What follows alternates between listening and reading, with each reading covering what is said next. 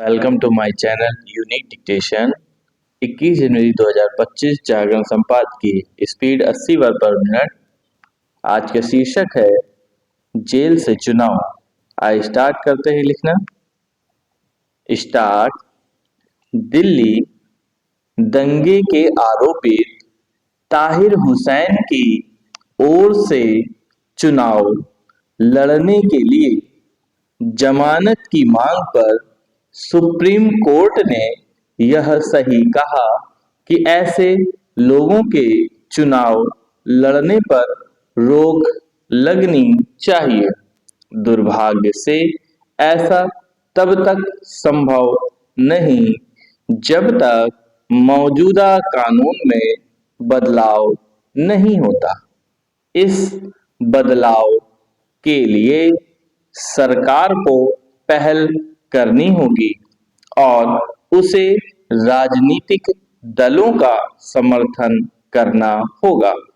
कहना कठिन है कि सभी राजनीतिक दल उस कानून को बदलने के लिए तैयार होते हैं या नहीं जो जेल में बंद लोगों को चुनाव लड़ने की अनुमति देता है।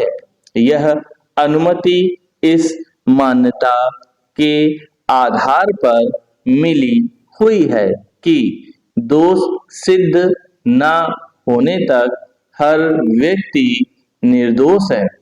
इसके चलते ही कई लोग जेल में बंद होने के बाद भी चुनाव लड़ते हैं और चुनाव प्रचार के लिए जमानत की मांग करते हैं। इनमें वे भी होते हैं जो गंभीर अपराध के आरोप में जेल में बंद होते हैं।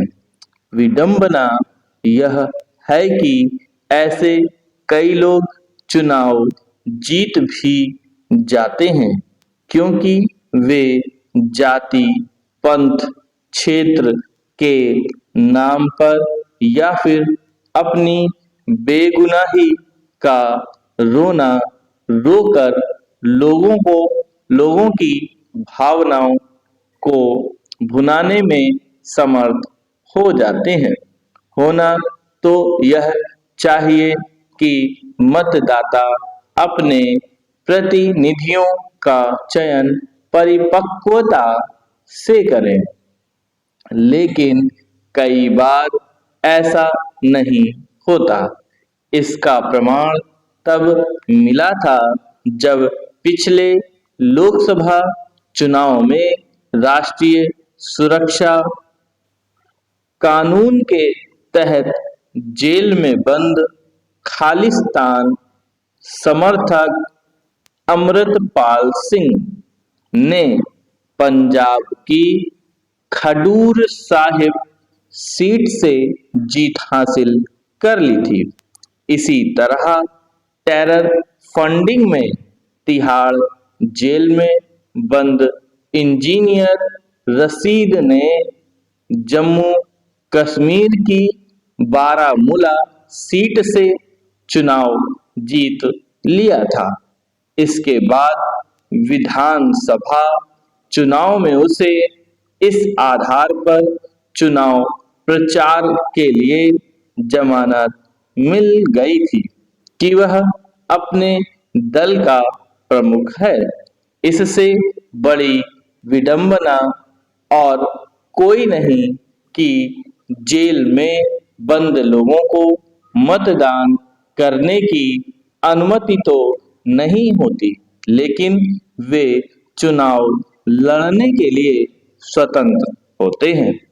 चुनाव लड़ने के लिए जमानत मांग रहे ताहिर हुसैन पर हिंसा भड़काने के बेहद गंभीर आरोप हैं, लेकिन इससे सांसद असुद्दीन ओवैसी पर कोई फर्क नहीं पड़ा। उन्होंने सब कुछ जानते हुए भी उसे अपने दल से दिल्ली विधानसभा का उम्मीदवार बना दिया। यह समझा जाना चाहिए कि आतंक, अलगाव, दंगे और हत्या सरीखे गंभीर अपराध में लिप्त होने के आरोपितों को जेल में बंद होने के बाद भी चुनाव लड़ने की छूट मिलने से भारतीय लोकतंत्र का मान नहीं बढ़ता। इससे तो राजनीति के अपराधीकरण को ही बल मिलता है।